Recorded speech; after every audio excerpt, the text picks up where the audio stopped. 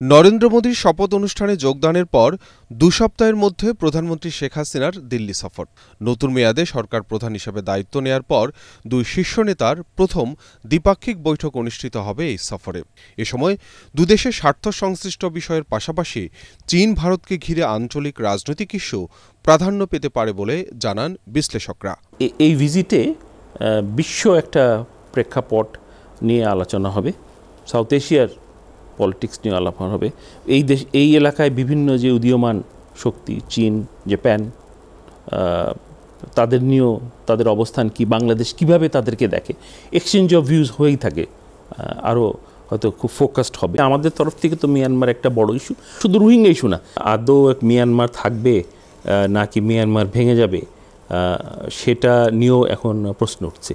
ফলে এটা ভারতের জন্য যেরকম ইম্পর্টেন্ট, বাংলাদেশের জন্য আরও ইম্পর্টেন্ট। চীন ভারত বাইনারি রিলেশনশিপ, যেটাকে দ্বিপাক্ষিকতার আলোকেই দক্ষিণ এশিয়া অঞ্চলটাকে দেখবার একটা প্রবণতা কিন্তু তাদের বাড়ছে। শ্রীলঙ্কা বলেন, মালদ্বীপস বলেন, এই সবগুলো দেশে কিন্তু চীনারা বিভিন্ন উন্নয়নমূলক কর্মকাণ্ডে তারা অংশগ্রহণ করছে, এবং সেই ক্ষেত্রে ভারতের জন্য এটা একটা চিন্তার কারণ।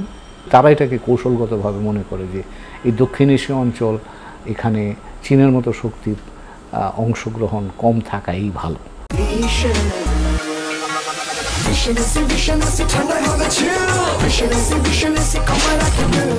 বিশ্লেষকরা বলছেন, তিস্তা মহাপরিকল্পনায় ভারতের আগ্রহ নতুন করে আলোচনা তৈরি করেছে।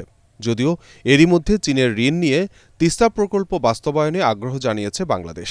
বড় প্রকল্প বাস্তবায়ন করতে গেলে এখন ভারতও যদি চায়, চীনও যদি চায়, তাহলে আমাকে তো সিদ্ধান্ত নিতে হবে যে আমরা কার সক্ষমতা আছে এই ধরনের বড় প্রকল্প বাস্তবায়ন, সেটাও আমাকে চিন্তা করতে রাখতে হবে।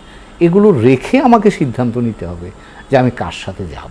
প্রধানমন্ত্রী শেখ হাসিনার এবারের সফরেও তিস্তা চুক্তির আলো দেখার সম্ভাবনা ক্ষীণ।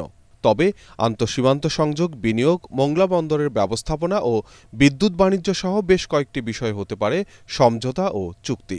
পলিটিক্যাল বিষয় হতে পারে, ইকোনমিক রিলেশনস হতে পারে, ডিফেন্স রিলেশন হতে পারে, বর্ডার ইস্যুস রয়েছে। আসলে সব বিষয় কিন্তু জিওপলিটিক্যাল ইস্যু। এনার্জি বড়োভাবে আসবে, কানেক্টিভিটি বড়োভাবে আসবে, বিশেষ করে রেল কানেক্টিভিটি।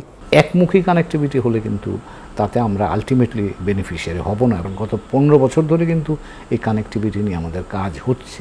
তো সেই ক্ষেত্রে এই কানেক্টিভিটির ফলে দ্বিপাক্ষিকভাবে আমরা কে কতটা লাভবান হলাম, তার একটা কিন্তু মূল্যায়ন বোধের দরকার। প্রধানমন্ত্রী শেখ হাসিনা ও নরেন্দ্র মোদীর সবশেষ দ্বিপাক্ষিক বৈঠক অনুষ্ঠিত হয় 2022 সালের সেপ্টেম্বরে দিল্লিতে। ইকরামুল হক সায়েম, এটিএন বাংলা, ঢাকা।